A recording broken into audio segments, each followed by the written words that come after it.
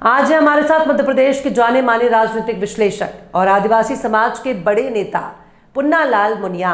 मध्य प्रदेश के धार जिले की बदनावर से आदिवासी नेता और सामाजिक कार्यकर्ता पुन्नालाल मुनिया से होंगे तीखे सवाल। मैं read news reporter Sunil Kumar Vishwakarma, Madhya Pradesh के धार जिले के बदनावर तहसील से। हमारे साथ है पुन्नालाल जी मुनिया।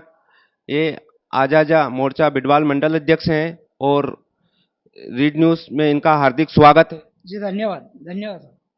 हाँ, वर्तमान जो लोकसभा चुनाव हुए, सभी पार्टी ने अपने अपने घोषणा पत्र मैनिफेस्टो जारी किए और मैनिफेस्टो के संबंध में कुछ चर्चा करना चाहते हैं। क्या विषय है मैनिफेस्टो का जो जिसमें चर्चा होनी चाहिए?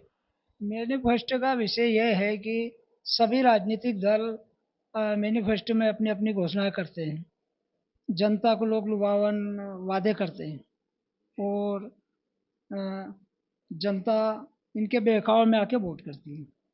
तो मैनिफेस्टो में जो लोग लिख के दे रहे हैं राजनीतिक दल पार्टियां, वो इन धरातल पे लागू नहीं कर रही है। करना चाहिए इनको। क्या अभी वर्तमान लोकसभा चुनाव हुए, कांग्रेस ने अपना घोषणा पत्र जारी किया, अपना मैनिफेस्टो जारी किया, बीजेपी ने अपना मैनिफेस्टो जारी किया, अदर पार्टी ने अपना मैनिफेस्टो जारी किया। सबसे अधिक लोक लुभावना मैनिफेस्टो किस पार्टी का था? सभी राजनीतिक दल लगभग लगभग करते हैं, लेकिन कांग्रेस तो हद से ज़्यादा करती है। क्या अभी जैसे कांग्रेस ने नारी सम्मान शक्ति वो निधि का जो घोषणा पत्र जारी किया था, उसमें 8,500 प्रति माह देने का वादा किया था। इनने फॉर्म भी भरे, फॉर्म भर भर के महिलाओं को दिए भी सही। इनके कार्यकर्ता लोगों ने धरातल पर गांव में मजरे टोले में जाके महिलाओं से मीटिंग ली, मीटिंगों में इनने फॉर्म भर भर के दिए।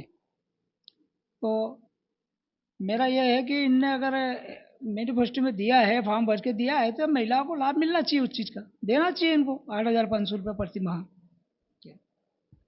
वर्तमान चुनाव में एनडीए गठबंधन की नरेंद्र मोदी जी की सरकार है और कांग्रेस मेजोरिटी में नहीं है, सरकार में नहीं है।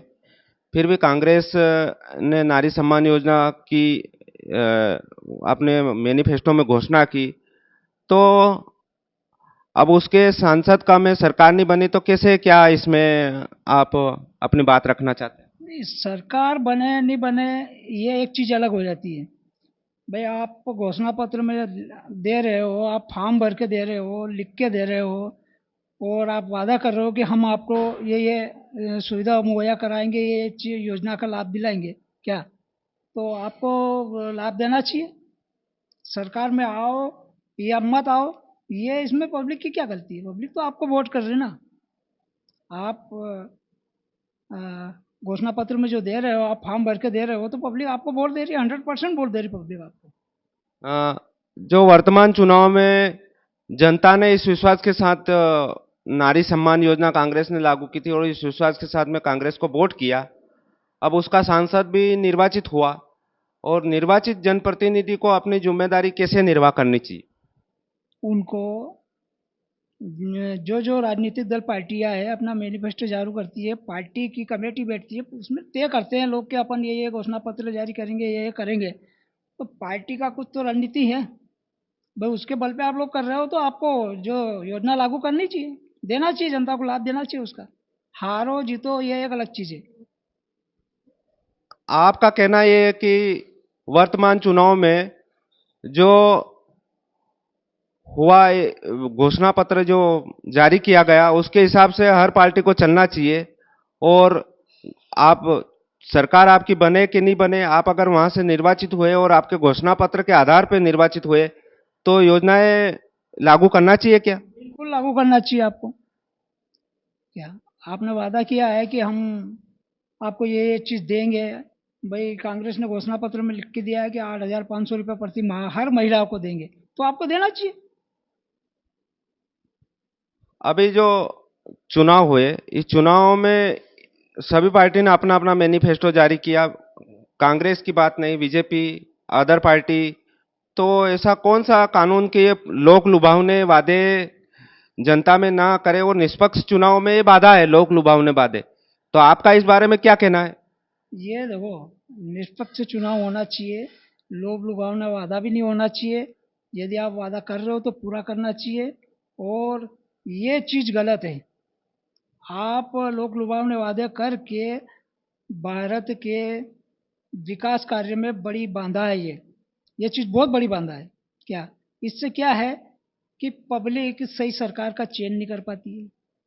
अधिकतर जो गरीब वर्ग के जो लोग होते हैं, वो बेचारे इस लोक लुभावन बातों में आ जाते हैं और सही सरकार का चयन नहीं कर पाते हैं।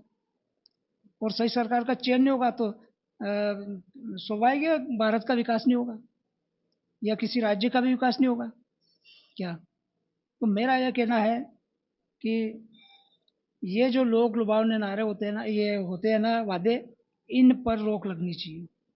वर्तमान चुनाव में जो वादे किए, इस वादे के संबंध में लोक लुभावने वादे किए गए, इनकी रोकथाम के लिए क्या कदम उठाने चाहिए, कहाँ किस मंच पे चर्चा होनी चाहिए?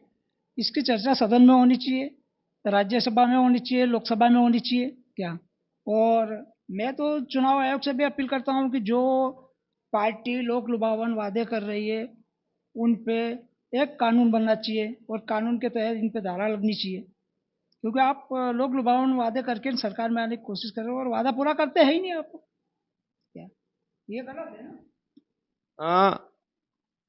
रीड न्यूज से जुड़ने के लिए आपका बहुत बहुत धन्यवाद। जी धन्यवाद। ये थे पुन्नालाल जी मुनिया, बदनावर से एक आदिवासी नेता जो समाज सेवा का भी कार्य करते हैं, और इनका बहुत बहुत धन्यवाद रीड न्यूज के से जुड़ने के लिए।